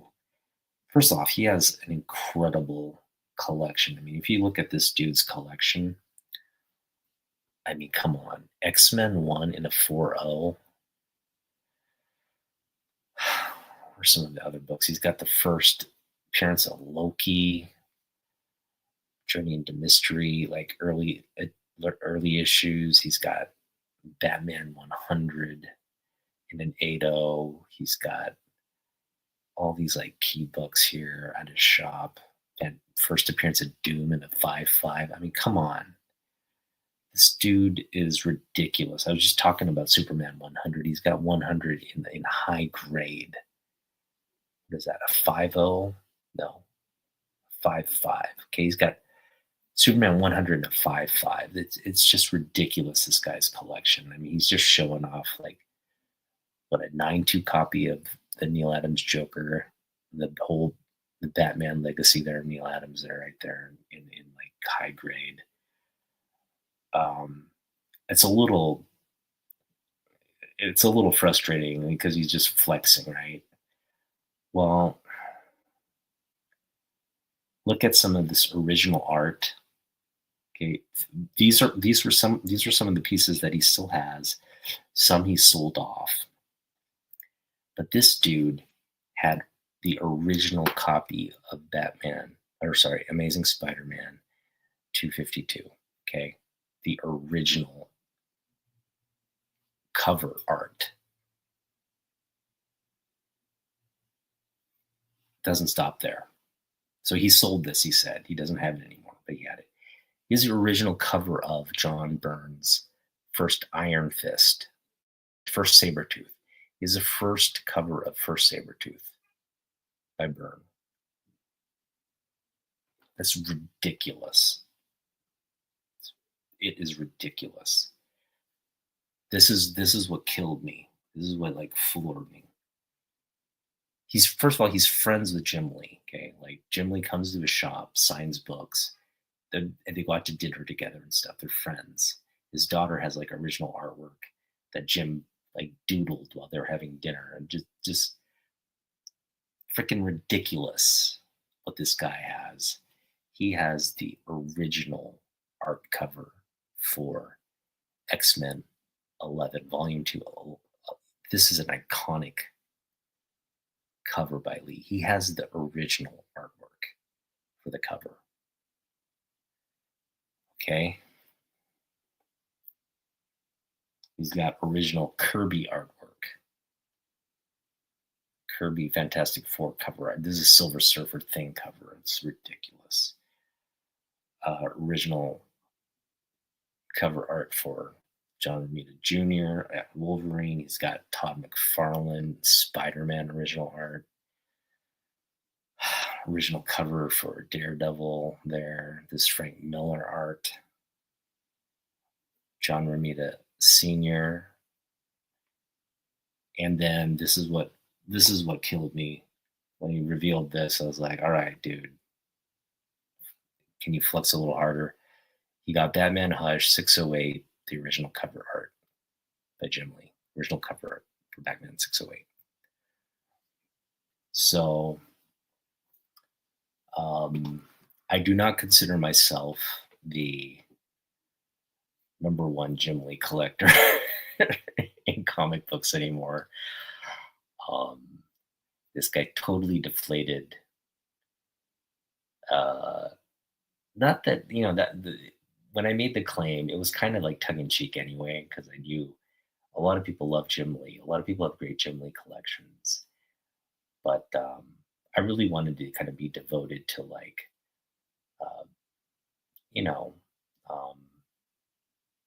showing my passion. I still do think like in terms of having the passion for a creator, and being driven to collect Jim Lee. I think that is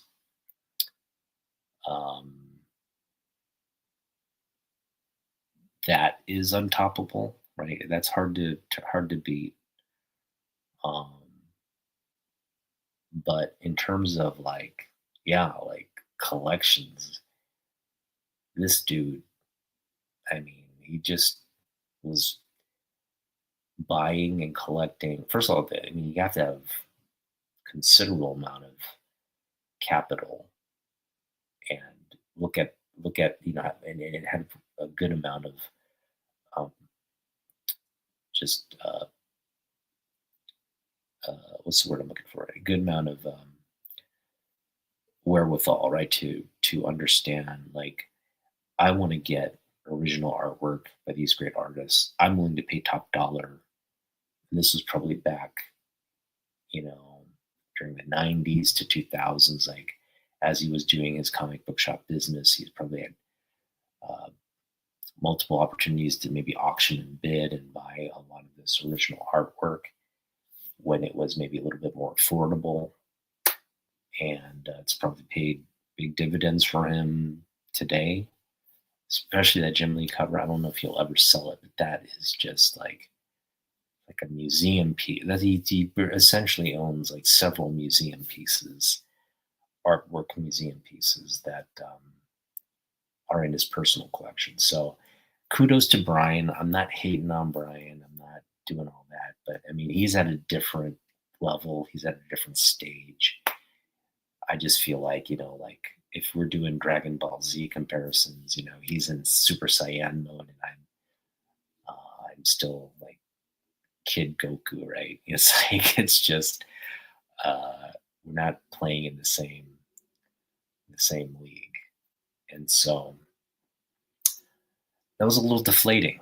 I gotta say, just like following his Instagram and seeing the shit he puts up has just been deflating for one. Existential, again, I'm having that existential crisis. Like, if I'm not a Jim Lee collector, then what am I, right? It's like kind of just makes you want to kind of quit the hobby altogether when you see people with that kind of collection. And it's more than the collection. It's like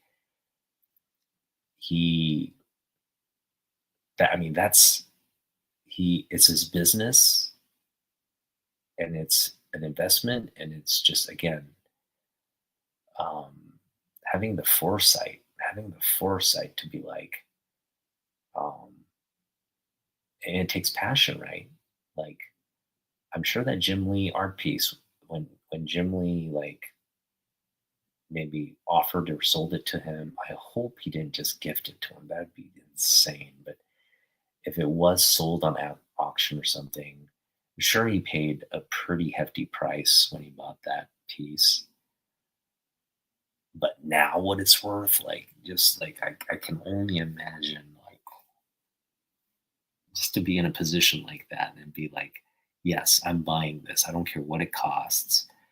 But then, fast forward to today, knowing what that piece probably is now versus what he bought it for, that's what I'm talking about. That's like, that's something I don't think I would have ever had the guts to do.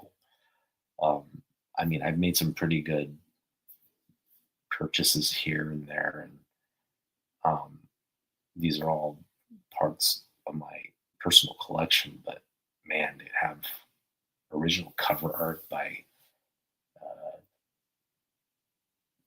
the reason why you collect comic books, it's just like he is sort of the more successful version of what I would, aspire to be. So that was a hard pill to swallow a little bit, to be honest. It does take the sail out of your wings as a collector to just see someone flexing like that, and just again, never being able to really compete at that level. Just not. It kind of makes you like just look at your collection and be like, man, like,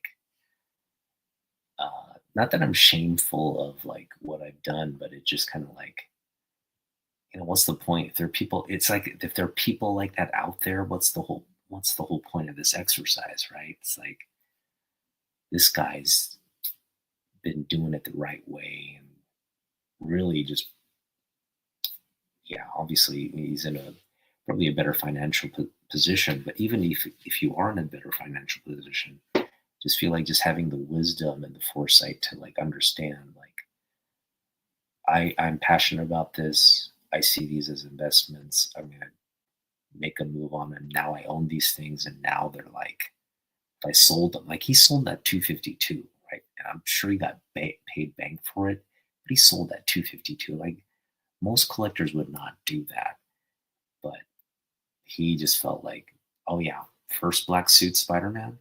Yeah, I'll sell it. What are you gonna give me? Yeah, I'll sell it. Probably paid for the rest of the crap he bought. Just that one cover alone, probably paid for all the other original artwork he bought. And that's the thing that frustrates me most is like I will never own those are one-on-ones that you'll never even probably see. I'm glad I know who owns that piece and I can go to social media and like covet it like it was mine and you know adore the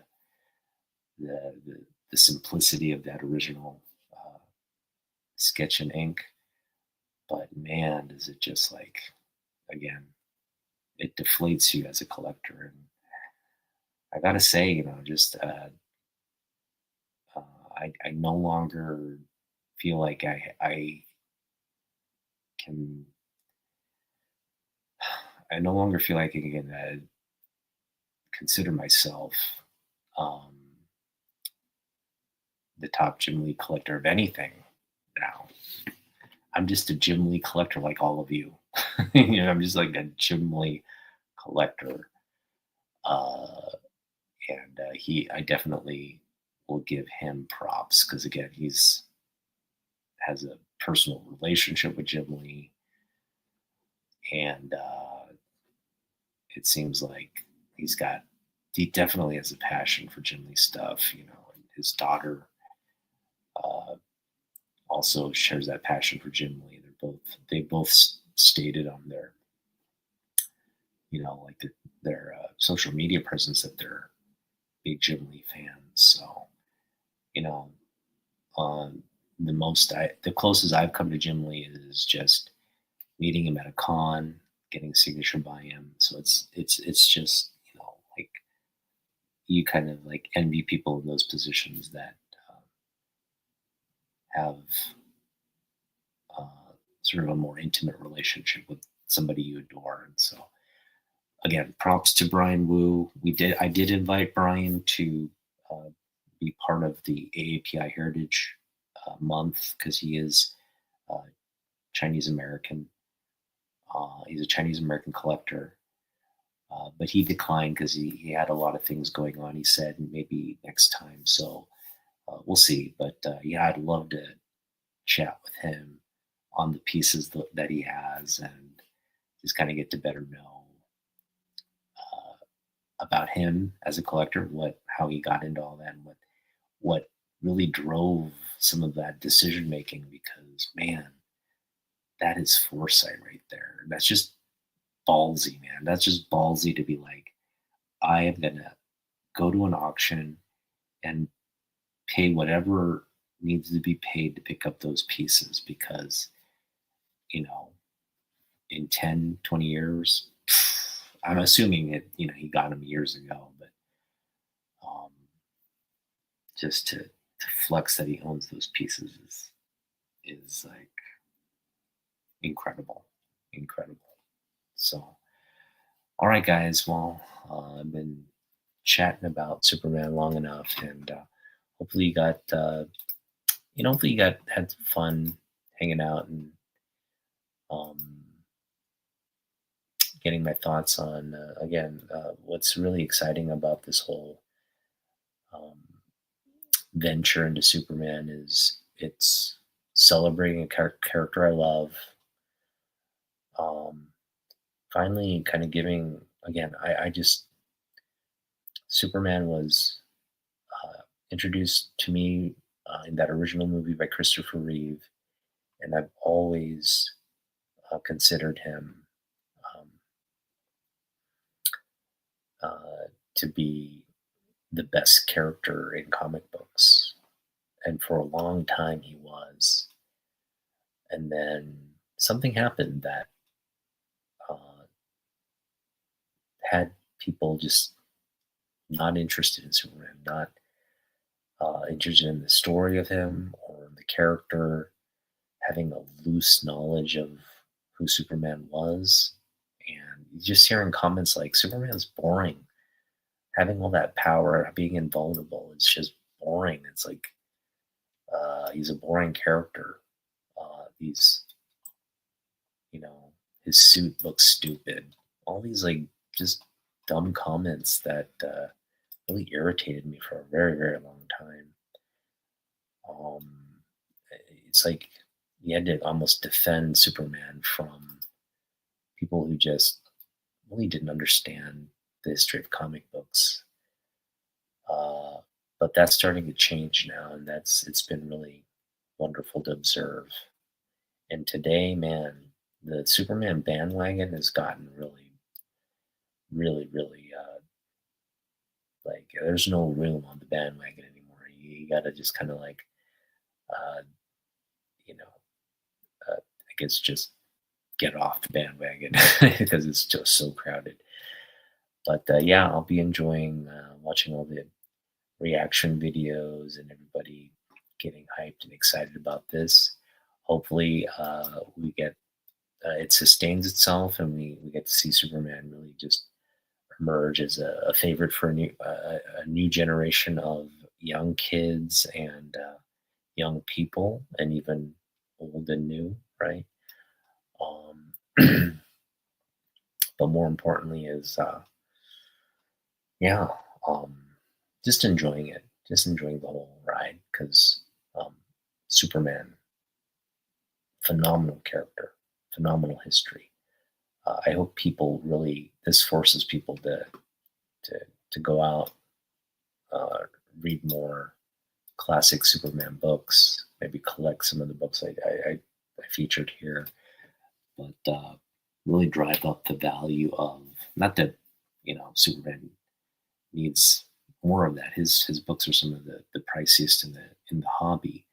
But what I mean is like drive up the demand for just his other books because his other books aren't his silver to modern books aren't as worth as much. And I hope this really creates sort of an environment where like you go into a comic book shop and now people are going to be fighting over like key books for Superman. They're going to be hunting for these key books for Superman. So that's always a fun thing to uh, see. It's not good for me because I want more Superman books, and now I have to probably pay a little bit more for them. But um, what's fun is like now I can walk into a comic book shop, and when I tell people I'm a Superman fan, it's like maybe we'll connect on that because there are only a few collectors that I connected on that with. And you guys know who you are, right? There's only a few of us out there, and I'm wary of the people that are hopping on now and saying they're Superman collectors when no, not really, you weren't, but a year or two ago. But yeah, not to say it's exclusive or anything, but and you can always change, I guess. But it tells me like, yeah, it's just you're being influenced, right? Um, which is fine, you can be influenced, but um, you know, stick to who you are. If you're an X-Men collector, stay an X-Men collector. If you're a Spider-Man collector, stay a Spider-Man collector. Don't let a movie influence you into uh, swapping who your favorite character might be. But if you find yourself feeling like, oh, I never saw Superman in this light, oh, I didn't give him enough credit. This is a great character. I really think like he's a great character. I didn't give him enough credit. Like acknowledge that, right? That's just acknowledge that kind of I think ignorance toward really probably the most iconic character in American comic books. He's not only the first superhero, he's the first superhero movie, box office movie. He is the first the long uh, love triangle in comic books, right? Uh, Superman, Lana Lang, Lois Lane. That's the love triangle that's been uh, still going strong today for the most, well, for the most part. Um, there's so many firsts in relation to Superman, so um, they're not coming top of mind right now. But he's the first in a lot. Yeah, like the first to like probably uh, have a super pet, right? No one's ever had super pets. I don't recall Spider-Man ever having a spider for a pet or anything like that. So um, the first in a lot of respects, and the first to hit the 1,000 issue milestone in a serial book. Uh, the list goes on and on. Like so many firsts this guy has done, and I should say, this character has done, and he still never gets he never got the respect that he deserves. Well, now that he's got mass appeal again. Mass appeal is a very strong. Might not have mass appeal in comic books at the moment, but he's got mass appeal where it's most important. That's in our pop culture uh, identity. And when you have mass appeal like that, it trickles down to comic books and everything. So um, happy to see it, happy to embrace it, happy to just relish in it. But yeah, don't claim Superman for your own if he was never yours to begin with. Okay, that's the thing. If you're new to Superman, that's fine. If you never knew Superman, uh, that's one thing. Like, oh, I'm new to this guy. I didn't even know there's a comic book. He's a comic book character. Like if you're new to Superman, it's fine. But if you're a comic book collector and you know better, right? You've had access to Superman. You could have read about him. You could have tried to get to know his character a little better, or get into him. And you never did that until now. All of a sudden, there's a like James Gunn movie prompting you to do so. Well, it's kind of what I'm harping on. So I'm gonna get off my soapbox and end the stream. But yeah, hope you enjoyed this video. We'll have more, and again, I'm gonna do a whole existential crisis that Mr. Wu put me under, and we'll examine that a little bit more. But again, gonna go watch the trailer again, enjoy it again. We have Rhino Degala this Saturday. Night Wellmore. We have we have Lok Wen on Friday, I believe. Friday we have Lok Wen, and we have the Monkey Prince creators, Sean Chen, Bernard Chang, and I'm forgetting the other guy's name, but we're gonna have them on the 22nd, I believe. So we still got more AAPI heritage content coming to you. So we're just celebrating people in the community with Asian American Pacific Islander heritage. Not so much Pacific Islander. I really was trying to research and reach out to Pacific Islander creatives, and unfortunately, we just couldn't connect with any of them, and it's been a challenge. But so most of the creators we're featuring are like more East Asian or Asian Pacific Rim creators, and that's fine. I don't think it's, but we do want to try to be as diverse and inclusionary as possible. It's just been a challenge. So forgive me for that. It's not intentional.